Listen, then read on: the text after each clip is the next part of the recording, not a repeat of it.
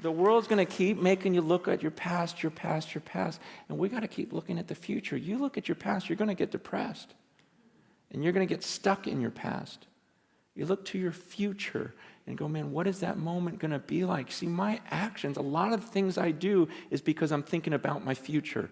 And I'm thinking about that moment when I see Jesus because I realize that everything I do is going to bring either reward or regret. It really is. I've got an extra $1,000. Okay, on that day, that future, when I see Jesus, what is going to bring reward and what's going to bring regret? I could buy a lot of fun things for myself with that $1,000, but on that day, Paul's saying, I'm just looking at that day, going on that day, maybe I just give it to the poor, because on that day, I'll be rewarded for it, versus, we've all bought things we regret, right? You go, oh, that was a waste of money, that's a waste of money, that's a waste of money. Think about what we're going to say at the end when we stand before God. Are you going to regret the car you drove, regret the house you lived in, regret the clothes you wore, regret, just everything? What are you going to regret? How about your time and how you spent it? Are you going to go, oh, I'm so glad I watched 7,000 movies? Or are you going to regret, wow, I wasted all of that time down? It's about the future. Paul's going, man, what am I to look forward to at the end? I'm going to bring an illustration that, this is like the first illustration I did. It was 20 years ago, but I can't think of a better way to explain it. I actually didn't use a rope back then. I used remember computer paper when it was all stuck together and it had the holes on the side that you had to peel off? Remember that? I remember getting a roll, and some of you guys have no idea what I'm talking about, which is crazy to me. But because that was the best, and it never worked right because of the rolling things. But I remember being a youth pastor, and I put that computer paper all the way around the room, and but I'm going to use a rope now because I can't find that computer paper. Imagine this rope, okay? Pretend this rope just goes on forever, okay? Just imagination. Pretend it goes around the world a few times. It doesn't. It ends at the rock.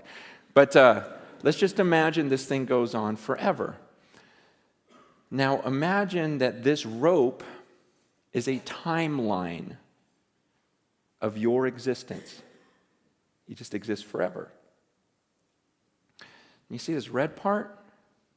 This would represent your time on earth.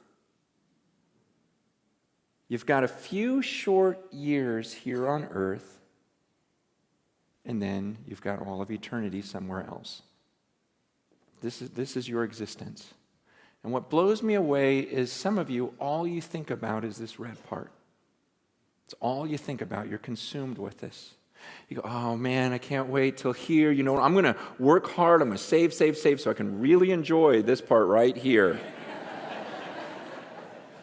And you're consumed with that. And you're thinking, oh man, am I going to get to travel? Am I going to eat well? Am I going to do this during this part? And I'm like, are you kidding me? What about this? What about this? What about all this stuff? It's crazy to me because the Bible teaches that what I do during this little red part determines how I'm going to exist for millions and millions and millions of years forever.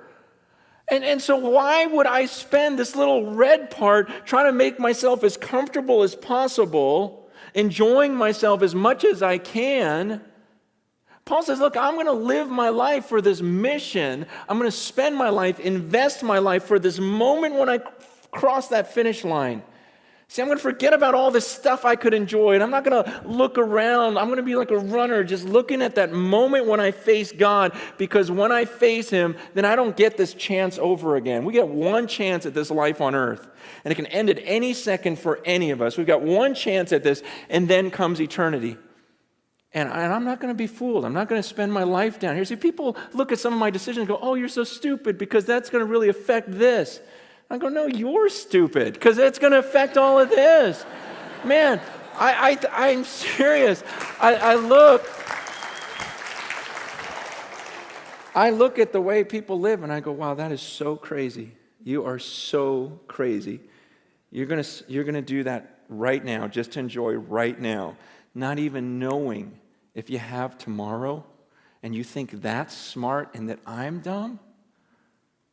It doesn't make any sense. Paul goes, I'm not going to look around at all this stuff. And it's tempting. It's tempting to all of us. That's what I'm saying. Down here, it's crazy because everyone lives that way. Everyone lives for the red part. No one's thinking about the millions of years afterwards. It's just this crazy deception that we can't get out of our minds. And Paul goes, I'm not doing that.